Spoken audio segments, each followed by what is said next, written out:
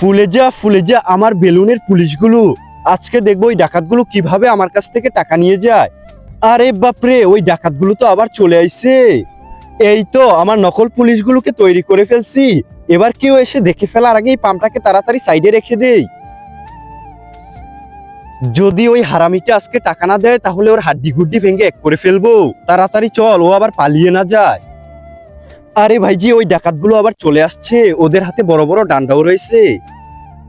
আরে ভাইজি, এই পুলিশগুলো আবার কোথা থেকে এলো? আরে চিৎকার করিস না, ওই ডাকাতগুলো এসে শুনে নিবে। এগুলো আসল পুলিশ নয়, এগুলো বেলুনের তৈরি। ভাইজি, মনে হয় ওই ডাকাত দল চলে এসেছে।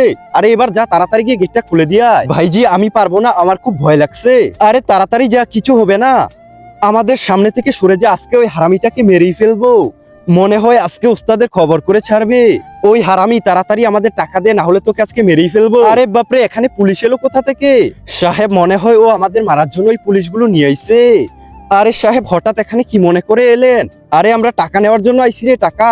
ওই হারামি, আমাকে মারতে চাস নাকি? দেখছিস না এখানে কতগুলো পুলিশ দাঁড়িয়ে আছে। আরে ভাইজি, আমরা আরেকজনের কাছে টাকা পাই ভুলে আপনার কাছে চলে এসেছি।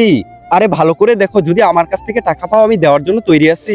ভাইজি, আমরা আপনার কাছ থেকে কোনো টাকা পাই না, আমাদের ক্ষমা করে দিন, এখন আমরা চললাম। আরে সাহেব, কোথায় যাচ্ছেন? একটু দাঁড়ান, চা পানি খেয়ে যা। ভাইজি, এখন আমাদের অনেক দরকারি কাজ আছে, চা পানি খেতে পারবো না। আরে বাঁচতে চাইলে তাড়াতাড়ি এখান থেকে পালাও।